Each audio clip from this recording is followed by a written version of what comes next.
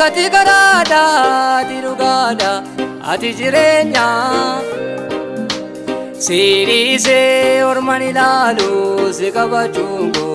anaaf qabeenya Karaan karaa abbaa Yesuus keessa jira si faana deema Yoomuu sitti addaamu adina keessa anis si keessa Adina keessa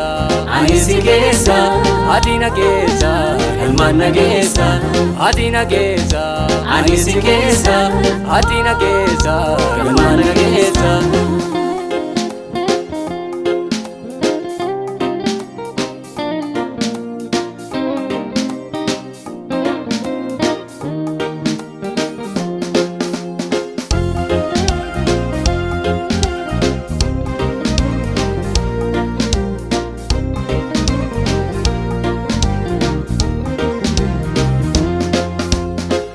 Kiti waini suni ni dugani Yesus gofticha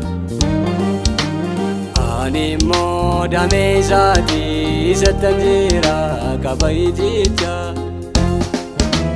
Tiksi gari zati lubu kaladu olota zati Indure yomunjiratu kanakka zati Naburu agarradu be muchako jede na mararbate Na tumsu panafuade barru sarrate ana chapate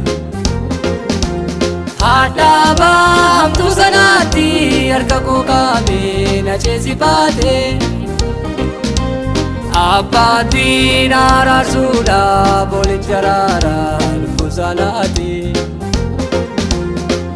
Foro bagaladu fe muchako jene na mararfate Na komso fanefate barru sarati ana chafate Hadaba hamtu sanati arka kokame na chesifate Abati narasuda folicharara lukusalate Holijjarara lubbu salaati qajeelummaadha nama dafaati Holijjarara lubbu salaati qajeelummaadha nama dafaati Holijjarara lubbu salaati qajeelummaadha nama dafaati Holijjarara lubbu salaati qajeelummaadha nama dafaati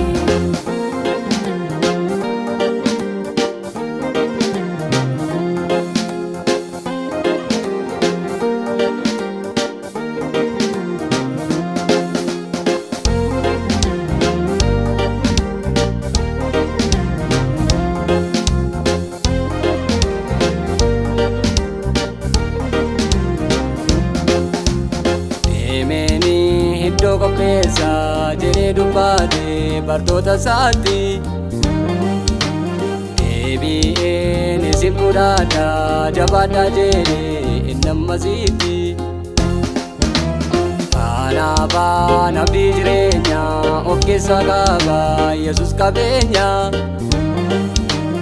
Hin baadu namni tamaane Yesus karaadha eeyyee dhugaadha